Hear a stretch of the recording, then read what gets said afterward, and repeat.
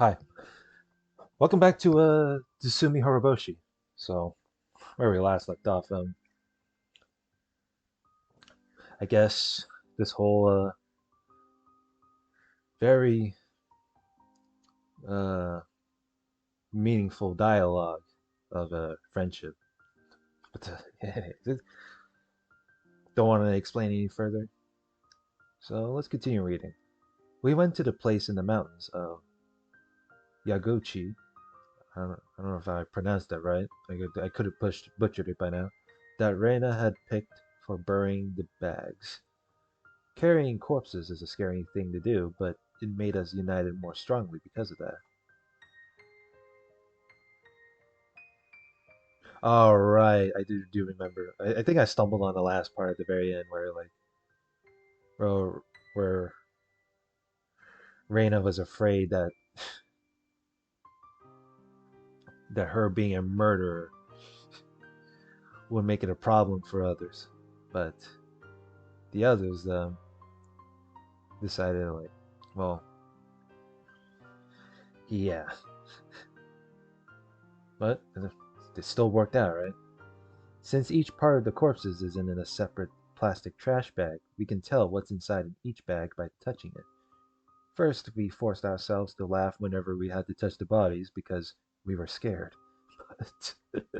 But after a while, we got used to it to the point where we could make jokes about it. Of course, all of that was probably a bluff, but we were all tried our best. Mayon somehow had detailed knowledge of how to hide corpses, and she told me to dig the hole deeper. No, my bad. Rika-chan helped to carry the bags. Satoko used her talent of setting traps to perfectly camouflage the place where we buried the bags. Oh, ain't that smart. Perfectly camouflage. Me? I was in charge of digging the hole. I don't know how that'll work out, but okay. Reina dug it earlier, but I made it a little deeper. After we finished all that, we walked back to the place where we parked our bicycles, and we looked back at the place where we buried the bags. It was completely unnoticeable. We'd never be able to find the place again once we left for home. That's how perfect it looked. Great. Thank you all for your hard work. We're done here. It's time to go home. Mayon said it cheerfully as if we just finished club activities or something. Well, this isn't a club. This is a freaking, you know, dig work or something. We had no more bags to carry, and we no longer had any burden to carry either.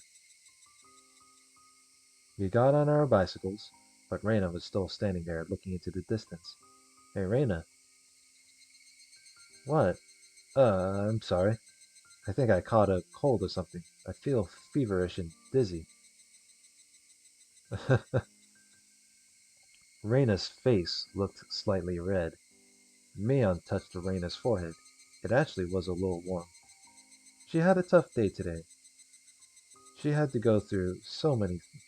Oh, excuse me. She had to go through so many things. She had to find a place to hide the corpses. She had to dig a hole. We caught her with the bags.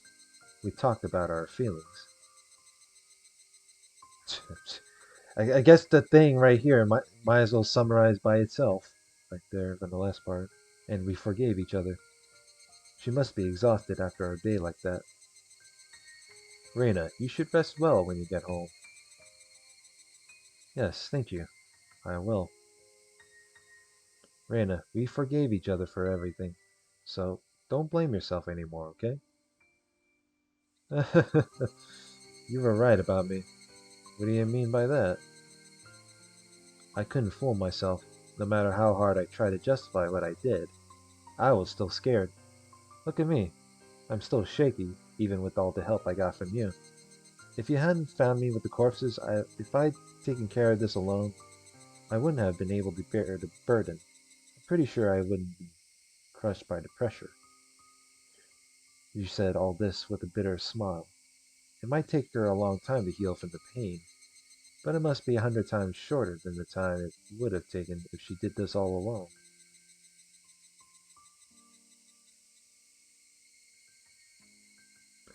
Reina's home was the closest from here. Reina went her way, and the four of us were left behind. Mion made a suggestion. I think we should just forget about today. What do you think? I agree. I think that would be best for Reina-san, too. Reina is the strong girl. If we act like nothing happened, she'll act that way too. If you keep acting for long enough, it becomes real, right? We'll be able to forget by not talking about it. Our goal is to forget about it completely. I think we'll keep wondering whether or not the day of reckoning will come for the rest of our lives. You're probably correct. It's not going to be so easy to simply let it go. Even if I can't forget about it for the rest of my life, that's fine by me. The most important thing is to keep it in my heart forever. The most important thing is that we don't make her think about it. We nodded in agreement just as my house came into view. Well, this is goodbye. See you at school. Just like always. Just like always. I will set a perfect trap for you just like always. Well, that's typical of Satoko, of course. Goodbye, Kei-chan.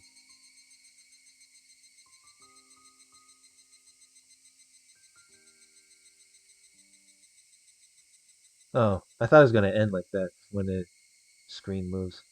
After I parted with them, I still felt hot and dizzy. It felt really weird. I was even staggering to the front door. I felt as if I was floating in the air, like I just took some very strong cold medicine. Today, something very shocking, something that made me super happy, and something very embarrassing happened to me. I felt as if my heart and mind were about to explode because they were filled to the brim with both happiness and sadness. I don't know whether I made a crucial mistake today or if I had the happiest day of my life. I don't know which it is, and all I could do was to stare blankly into space. I felt frustrated too. Even though they were my friends, I was caught in the act of abandoning the corpses. But at the same time, I felt relieved that my reliable friends accepted what I did. Those emotions were all mixed up in my heart. They were equally strong, making it difficult for me to decide what I was feeling. I was losing my sense of balance. It was like the world was warping around me. I heard sounds as if I was in the shower. Everything felt everything left me with a feeling of unreality. When those emotions were about to make me lose control, I felt a heat on my wrist. The part where Keiichi-kun grabbed me earlier started throbbing. My feelings weren't cooperating with me, but the heat on my wrist calmed them down for me. I don't know how to express what I felt when my friends and I held shoulders together in a circle earlier, but the feeling was the only thing I knew to be real. I'm home. Huh? As soon as I opened the door, I smelled it. It smelled really good. My father isn't good at cooking, but he likes trying to cook creative dishes. I remember he used to cook something very challenging whenever he was in a good mood. So, this smell was a sign that he felt that way. That's why I always liked this smell. The reason he's in a good mood is because he found a job. And not just any job, he found a job with a company created by friends from his old workplace. They remembered my father and promised to hire him. He told me that some of his other colleagues from the old company are also working there. It must be very encouraging for him to work with people he knows, because he hasn't worked for a long time. The dinner looked great, in contrast to how it tasted. It was a dinner to celebrate his new life, to show his determination, to regain his bond with his daughter, and to make a clean start. I talked about a lot of things with my father that night. It had been a long time since the last time I talked with him like this. I don't remember when it was, but it reminded me of the days I was still happy, which meant that I'd finally returned to that time. My father still believes that Teppei is coming back one day, so he's still very cautious about locking the doors and windows, and he gets scared every time someone rings the doorbell. I told him so many times that they never come back, but I couldn't convince him otherwise, because I couldn't tell him the reason why they won't. He'll eventually realize that he's free. I'm sure it won't take too long. Yeah, because Tepe is already dead. My heart was full of many, many emotions that day. If emotion could actually burst a heart open, it might happen to me. My brain must have been overworked because so many things happened at once. My head was still fuzzy, but I managed to crawl into bed. I felt like the ground was moving. I totally lost my sense of reality. I remember that I once felt like this when I got the flu. I might get a high fever tomorrow, but I don't care. I don't care if I get sick tomorrow. I just want to enjoy the fact that I took a step towards the future of my decision.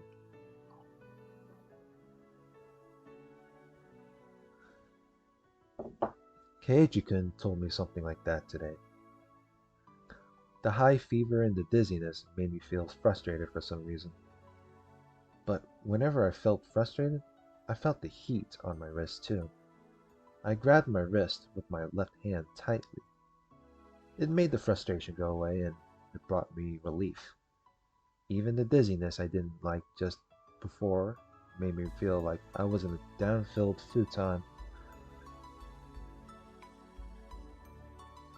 Oh, excuse me. I was falling asleep in that down-filled futon on my first night in a new world. This dizziness didn't go away for a few days, but I gradually got used to it. This new world looked like the world I used to live in before, but the sunshine was a little bit brighter, and Keiichi-kun's smile looked a little bit more gentle than before. We made more noise than we used to. We spent every day slowly, but in high spirits. Oh, what an idiot I am. I underestimated that dizziness, and I caught a summer cold in June. I wanted to get better as soon as possible. I should have taken a day off from club activities, but I forced myself to play with them every day, and that made it hard for me to get better. I finally learned my lesson recently. I don't need to feel frustrated. There's no limit to happiness in this world. As long as we keep wishing for it, it'll continue forever. I don't need to feel frustrated anymore, because tomorrow I will have the happiness I have today. We'll have the Watanagashi festival next Sunday. Michan tells us that we'll have a lot of fun and that we'll go extra crazy. I really can't wait.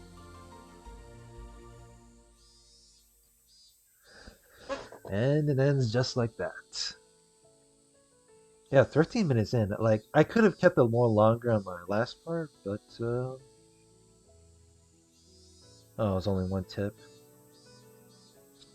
Notice from the forestry service. And I got an achievement. Let me see, how many achievements?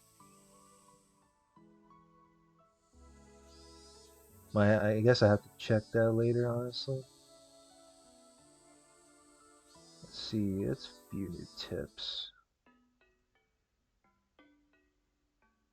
Actually, hold on.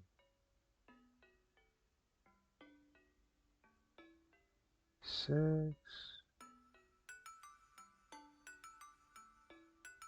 Um, 1, 2, 3, 4. Yeah, there's like, I guess there's like few more to read through. Alright, notice from the forestry service. It's still June, yet the air is filled with the cries of cicadas. How is everyone in Hinamizawa doing? The Watanagashi festival is coming just around the corner. We staff members from the forestry service are going to perform a wood sculpting demonstration at the festival. We'll be happy to lend out our tools and teach your kids how to sculpt wood themselves. It'll be an excellent memorial gift. Also, we would like to inform everyone that we're going to cut down trees in the local hills this summer as part of the number XX fourth Forest Landscape Management Project. This project involves preserving the beauty of the forest by cutting down old trees and planting new ones. The Forestry Service needs volunteers who are interested in helping us cut down the old trees. You can enjoy the beauty of nature under the blue sky while helping out with this preservation activity. The project will begin during summer break, so you can bring your kids too. This will be a good opportunity for your kids to learn about nature and have a valuable experience. The locations of the project are the forests in the Takasudo and Yagouchi areas. This sounds like a little bit of advertisement, honest. Well, come to think of it, yeah, it is because it's a notice.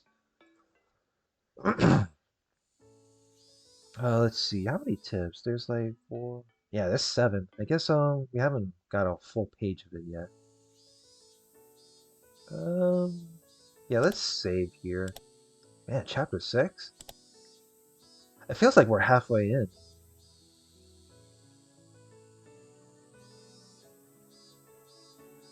Excuse me. Little bit of a cough issue from here. Yeah, let's continue since we're like 60 minutes in on this one. Oh boy. And we get greeted with oishi, huh? Welcome. Would you like a hot dog? Our shaved ice is the best you've ever tasted. You can have it with strawberry syrup, melon syrup, or Hawaiian blue syrup. Try our takoyaki roulette. The winner is packed with a ton of mustard. There are a great many booths at this year's Watanagashi festival. Anything can become a festival. There are vendors selling food and music for bond dances, I thought. It's still June, but it had been extremely hot the past few days, almost as if it's already summer. When you have a June festival of bond dance music under this kind of weather, the only thing that's missing to make it a perfect summer festival is fireworks. Bzz, bzz, this is Kumagai. Oeji-san, can you hear me? Over. I heard a voice coming from my portable radio. With this earphone, it looks a little like I'm secretly listening to the horse races while on duty. Oh, this is Oishi's perspective now. Okay, so here's what I read through from the past parts. We went from Reina's perspective, Keiichi's perspective, and now back to Reina's back and forth. And then now it's on Oishi's net right now. This is Oishi. I can hear you loud and clear. The town councilors gave us a lot of food. We have Oden, yakisoba, pork belly stew. Well, pork belly stew sounds nice. And some barley tea. Do you mean the barley tea we can drink on duty? Or the one we can't drink on duty? Well... If it's a canned drink, I'll take it. If it's in a cup, don't worry about it. Roger that. And all the members of the town council are here to say hi. We have the mayor and the head of the Sonozaki family too. What? That old bag Oryu is there? Can you tell her that I'm patrolling right now and don't know when I'll be back? Well, I don't think I can do that for you, sir. She knows you have a portable radio, so she told me to call you and to bring you back here. She looks really mad. I'm sure it will be a stroke that kills her. Roger that. Tell her with extreme courtesy that I'll be back soon. Please.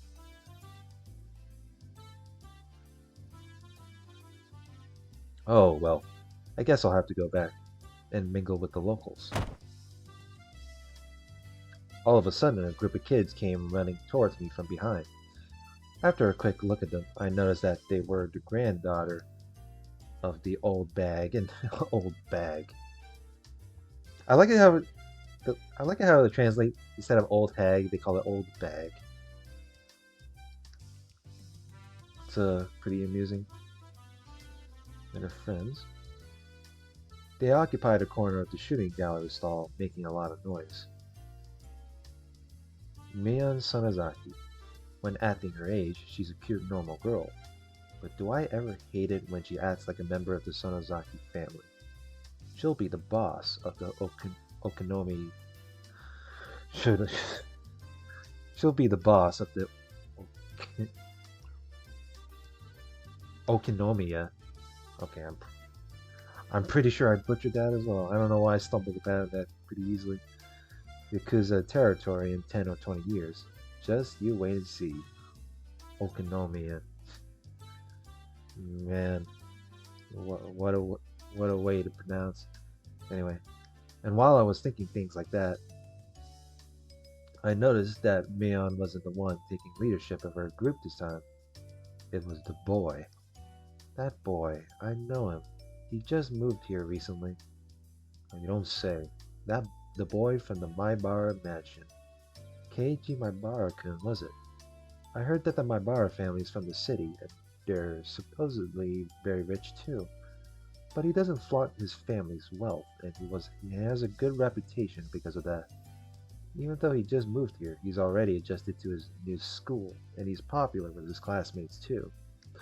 Everyone in the village seems to like him as well. He's very interesting to watch as a person of many moods. Boys of his age sure have a lot of energy. To be young again. Yeah, yeah, I'm pretty sure everyone wants to say wish for that. Hey, you're up next, Reina. You're lucky it's your turn. Reina, are you okay? Are you feeling sick? I'm sorry. I guess I had to pass on taking a shot. Okay, you should take a break for a bit. So, that would make it my turn, no? Victory shall be mine. It looked like only four of them were having a good time. The girl called Reina seemed outside of that circle of smiles. Her name is Reina Ryugu.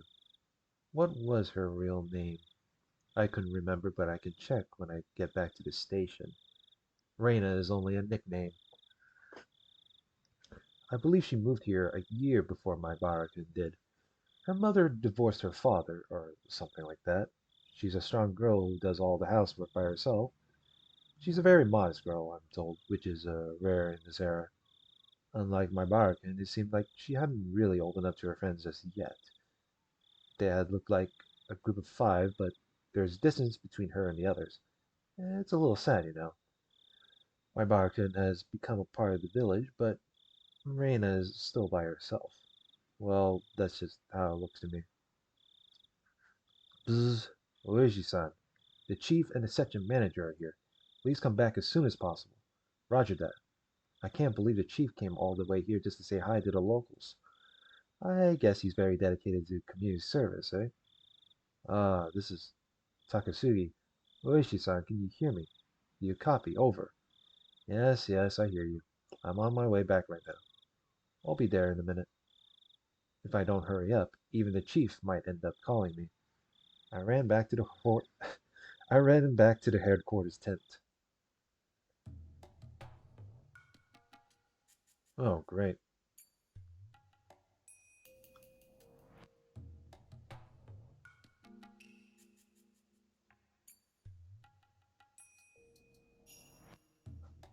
I see you going through this phase again, huh?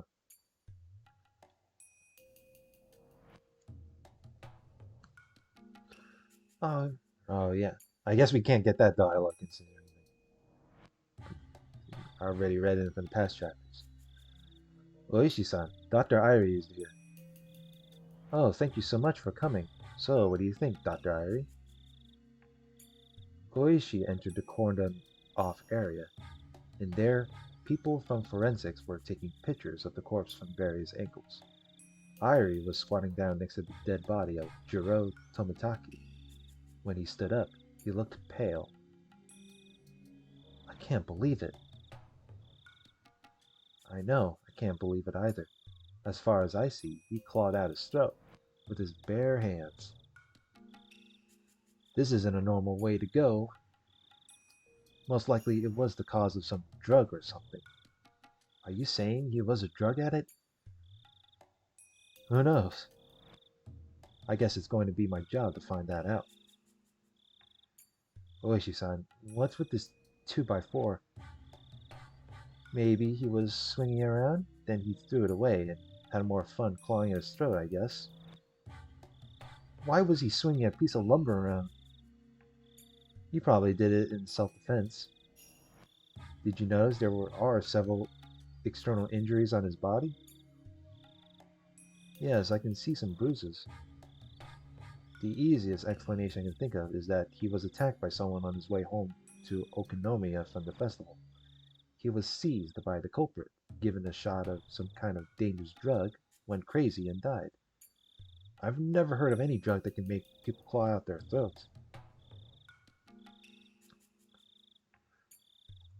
Why am I getting the feeling this is supposedly the repeat of the Okina Onikakushi? Because this is like the same thing as them, but with the answers part. Or if that is, I'm getting answers. People claw at their throats. I'm not a specialist, but many drug addicts injure themselves when they're in a terminal condition. Well, I'm sure the old man of forensics will take care of the investigation. Excuse me, Oishi-san. We found a bicycle believed to belong to Juro Tomitaki about 100 meters away from here. Oh, that's great. Thanks for the find. Any other clues? Not yet. They're investigating right now. So that means the place where the bicycle was found is most likely the place he was attacked. And then he ran away from the suspect and ended up here. Oishi frowned, crossing his arms in front of his chest. Irie was looking at the miserable corpse of Tomitaki, and he kept saying the same thing over and over. It's impossible. It's just impossible. Doctor, it happened, so it was possible, okay? Try to think flexibly. Although, I get that you don't really see something like this every day, despite being a doctor. Anyway, thanks for your cooperation. You can go home now. We called you here for emergency medical care, but it looks like it was a waste of a trip. Sorry. Oishi stuck his head out of the blue tent and asked, "Can anybody give him a ride home?" Irie gasped all of a sudden as he turned to Oishi. What about Takano-san? What happened to Takano-san? What? Oh, your nurse? I think she was with him. Is she okay? Do you know her phone number? Of course. Kuma-chan, get her phone number from Dr. Irie and make someone at the station call her house. Understood. Doctor, can I have the number? Yes, here it is. Kumagai got the phone number from Irie, repeated it back, and then dashed away from the blue tarps. Doctor, Takano-san and Tomitaki-san were close friends, right? Yes. Have you heard about any troubles between them? No, not even once. They were very close. Well, I hope she's okay. In the worst case, she could be dead or she could be the culprit. I see. Nurses have access to dangerous drugs. We don't have anything like that in my clinic. Even if we did, we'd be extra careful with them. There's no way Takano-san could smuggle out drugs from my clinic. But it's easier for nurses to do it than for regular people, right? Like I said, I've never heard of a drug like that, and I don't have anything like that in my clinic. Oishi-san, she isn't at home. The standby unit says they're going to go to her house to check. Doctor, can you give me her address? Kuma-chan, can you also check if the police headquarters has found any unidentified female bodies tonight? Maybe we should check the other prefectures too. Tell the section manager if he can call the headquarters in nearby prefectures and ask if they have any unidentified female bodies. Yes, sir. Are you saying that Takano-san might also be dead? Well, I don't know. I don't know if she's dead or if she's the culprit. Of course, it's possible she's not involved at all. She might just be getting drunk in the bar somewhere. It's unbelievable. Who does things like this? Well, it's unbelievable to me too. This fits with the rest of the mysterious deaths in Hinamizawa. It's been 5 years now. That would make the fifth curse of a Yashiro-sama. Damn it, I've got to get whoever's behind it this year for sure. I really want to put an end to these cases before I retire. Oishi hates the curse of Yashiro-sama. It had been leading him around by the nose for 5 consecutive years. The victim of the first year, the manager of the damn construction site, was his friend. Despite his desire to avenge his friend, the mystery had only deepened, and one case followed after year. Oishi would be retiring next March. As a retiree, he'd be able to ask about the progress of the investigation, but he wouldn't be able to take the initiative anymore. In other words, this year was his last chance for revenge. Would he have to put his head in the lion's mouth to capture the culprit? Oishi quietly clenched his fist. I believe, I believe that this maze has an exit. Maze is a very convenient word. A maze always has an exit. You don't call it a maze if it doesn't have one. I know I'm on the right path towards the exit of this maze. I used to miss these minor divergences, but now I don't miss anything. I don't make any mistakes. This time I could feel a response that was different than all the other times. I'm sure I can finally get to the exit of this maze. But no matter which path I choose to come to this point, Jiro Tomitaki always dies.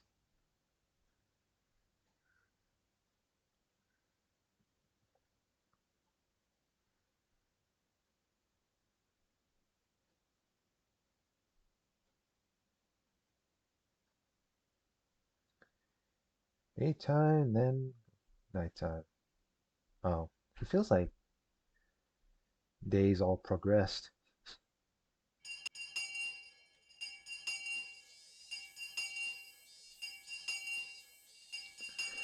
Oh, it's been over 30 minutes, so I think I'll end it from here.